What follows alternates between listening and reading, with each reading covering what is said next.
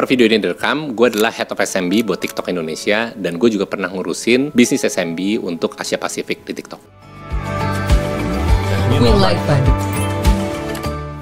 Di video ini gue bakalan jelasin history sedikit dari marketing agency, bagaimana kita bisa ada di tempat ini sekarang, kemudian kita menuju kemana ke depannya, bagaimana nasib-nasib para digital marketing agency, dan kemudian buat yang kemungkinan akan menghadapi kesulitan, kayak apa sih bentuknya, dan mereka bisa ngapain supaya bisa terus cuan. Tentunya akan ada yang bisa survive, ada yang tidak bisa survive. Tapi kita lihat dulu deh historinya beberapa tahun ke belakang, bahwa yang namanya jadi marketing agency, digital marketing agency itu gampangnya luar biasa. Belum lulus pun, kumpulin aja 2 teman, 1 teman, atau lu single fighter bisa juga. Yang lu bisa lakukan, install WordPress, taruh theme, ganti skinnya, terus habis itu copywriting lu ganti, jadi deh lu marketing agency. Oke, lu tinggal cetak kartu nama, taruh di LinkedIn, kelar kerjaan lo. Oke, lu bisa klaim diri lu sendiri sebagai marketing agency. Nah, masalahnya karena barrier of entry-nya serendah itu, seperti yang kita tahu ya, suppliernya jadi banyak yang masuk, dan artinya kualitas tidak ada yang menjaga. Yang begitu-begitu mati. Karena kembali lagi, sebenarnya ketika sebuah bisnis itu meng-hire sebuah agency, yang mereka harapkan ujung-ujungnya, inti-intinya adalah top line mereka itu harus naik. Atau kalau misalkan itu udah existing practices, yang mereka harapkan adalah prosesnya lebih efisien sehingga cost-nya turun, jadi cuannya nambah, profitnya nambah. Ujung-ujungnya mereka cari itu kok. Jadi artinya kalau misalkan si agency-nya ini itu hanya bisa klik button doang tanpa bisa menambahkan value terhadap bisnisnya, ya forget it lah. Di zaman sekarang ini, platform itu punya insentif untuk membuat pekerjaan para marketer, baik yang di agency maupun yang ada di sisi klien, itu lebih mudah. Sistemnya sudah 1 dekade belakangan itu sudah diajari untuk bisa optimize, self-optimize. Jadi yang advertiser perlu lakukan adalah hanya mengidentifikasi mereka sebenarnya cari apa. Dan dari cari apa itu tadi, sistemnya udah tahu mesti ngapain untuk bisa mencari hasil-hasil yang memang lebih optimal buat si advertiser. Jadi mau nggak mau, agency mesti berubah kapabilitas. Dan kalau mereka tidak bisa, sorry to say, berapapun harga lu, out.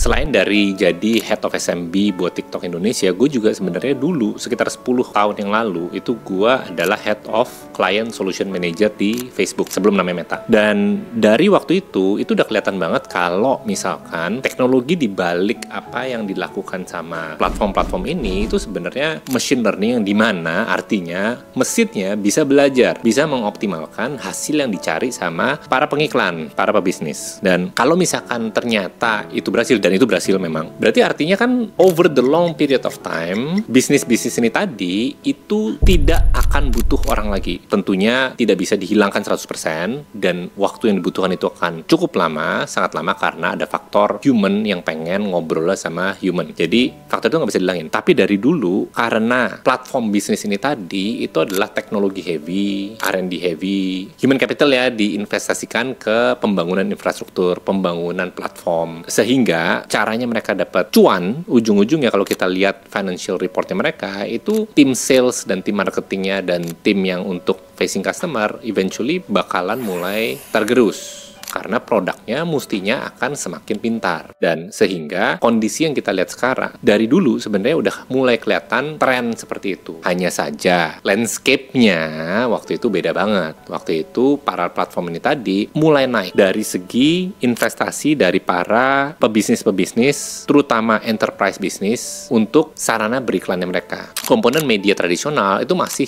yang paling besar, dominan. Tapi kita udah lihat sendiri trennya dari beberapa tahun terakhir, kalau percentage contribution dari media digital itu makin lama makin naik. Dan gaya mainnya si platform ini kan tidak berubah ya. Itulah cara mereka mendapatkan cuan. Invest infrastruktur, kurangi biaya di tengah, sehingga cuannya makin lama makin besar. Model inilah yang akan terus dipertahankan sama platform-platform dan bahkan terus dioptimalkan supaya cuannya makin besar. Padahal spend-nya sudah shift dari traditional media ke digital media. Ngelanjutin poin yang tadi ya, yang soal platform itu punya semuanya, nggak cuma satu doang, semuanya itu punya insentif untuk membuat advertiser itu menjadi self-serve, bisa layanan mandiri. Karena cost-nya jauh lebih murah buat mereka.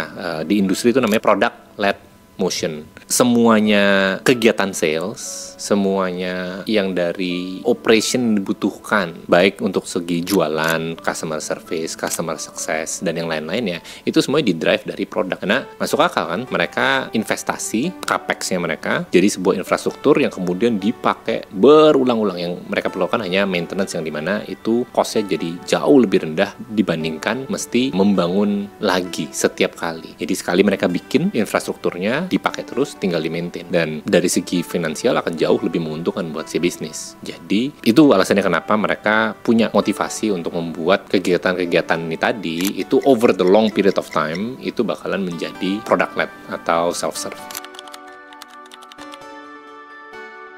Jadi arahan kedepannya dari digital agency atau digital marketing agency, kembali lagi ya, prinsipnya adalah bisnis itu akan bayar lu, kalau lu punya agency, itu karena dia mencari business solution dan lu berhasil menyediakan itu di mata mereka. Selama lu bisa nyediain itu dan mereka sadar, lu akan dibayar. Nah sekarang kedepannya nih, bakalan kayak gimana? Satu, kreatif. Kita tadi udah ngomong ya soal kreatif ya. Kreatifnya yang punya signature khas human. Kalau misalkan tidak ada itu, atau sebagian besarnya lah minimal, oke, dari kreatifnya itu terasa banget di-generate sama AI. Orang juga bakalan scroll up. Oke, mereka bakalan mulai tahu. Sama aja kayak sekarang mereka ngelewatin iklan-iklan yang ya gitu-gitu aja. Analoginya sama lah, ya kan, orang udah bisa ngebedain mana yang iklan, mana yang enggak. The same thing. Nanti mereka juga akan bisa ngebedain yang mana yang AI, mana yang beneran di-generate sama human. Kita itu sudah diberikan kemampuan untuk pattern recognition. Dan kita tidak bisa tidak menggunakan itu. Sudah pasti kita akan gunakan. Jadi artinya kita otomatis akan belajar. So kita bakalan tahu mana yang AI, mana yang bukan. Lanjut ya. Kedua adalah jadi semacam kayak konsultan dan true consultant. Jadi artinya mereka bakalan bantu ngitungin berdasarkan figur-figur, angka-angka yang memang presisi. Plannya bukan lagi plan-plan ngawang, viral, reach-nya berapa. Penting sih maksudnya reach juga ya. Cuma maksudnya nggak bisa stop di sana. Nggak bisa stop di follower. Mesti mulai mempertanggungjawabkan dari segi return on investment. Sebenarnya usaha ini semua, inisiatifnya itu datengin berapa sih buat si bisnis. Pertanyaannya akan mulai, bahkan sudah beberapa tahun belakangan ini, 1 dekade lah minimal, atau setengah dekade. Itu pertanyaannya kan begitu semua. Nature-nya, suka ataupun tidak suka, akan ke sana. Nah itu